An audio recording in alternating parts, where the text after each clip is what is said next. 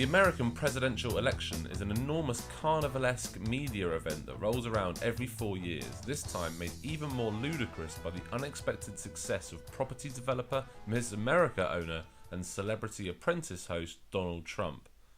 His appearance as a Republican candidate has caused huge media interest, which has led to a whole range of media representations of him, as well as other representations of the people and issues surrounding him that he has tried to stereotype in his campaign material. Firstly, we can look at some interesting representations of how Trump the character conforms to stereotypes, and then of some of the people whom Trump is trying to stereotype through his own media content. There are 3 important questions to ask when considering representations. What is being constructed?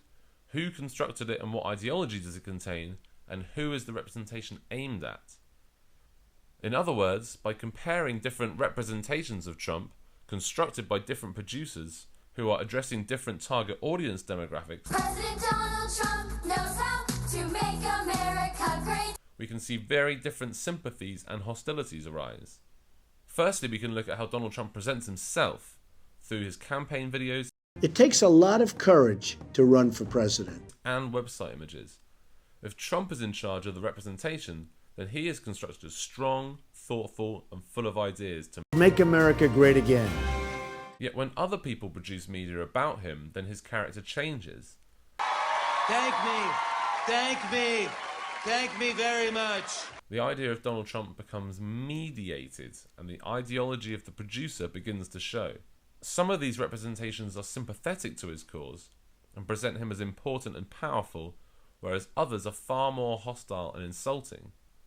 Let's look at 3 specific media texts. The first media text is Trump's own campaign website. Obviously, he is trying to persuade potential voters that he is a man of the people who is popular and important. Therefore, all of the images of him are framed with American flags, cheering fans holding out camera phones, and positive pro-Trump signs. All of this iconography suggests patriotism, importance, and the sense of a winner. Because he is in charge of his own representation, he comes across as positive I get along with people. and powerful. His costumes, expensive business suits, his body language, dominant and powerful, and his locations at podiums in front of thousands of fans all reinforce his character, and also reinforce stereotypes about successful old white businessmen. Secondly, a video produced by Hillary Clinton, Trump's main Democratic rival.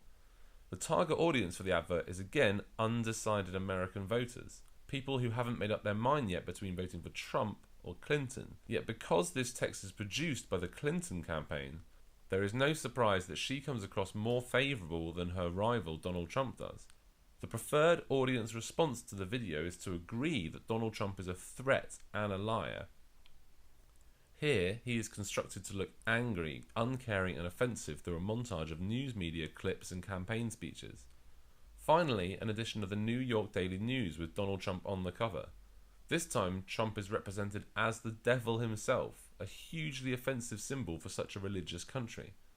By changing his physical appearance, using colour and graphics, and anchoring the text Antichrist, they have constructed a representation of him as a devil in the hope that audiences who are also hostile to him will agree.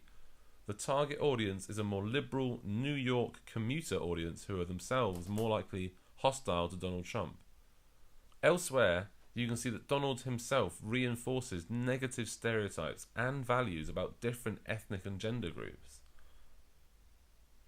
So there you have further proof that when considering media representations, it is important to think about the ideology of the producer and the intended audience. If you change the producer, then you change the construction of media representations. For more information about media case studies, visit this website to learn more.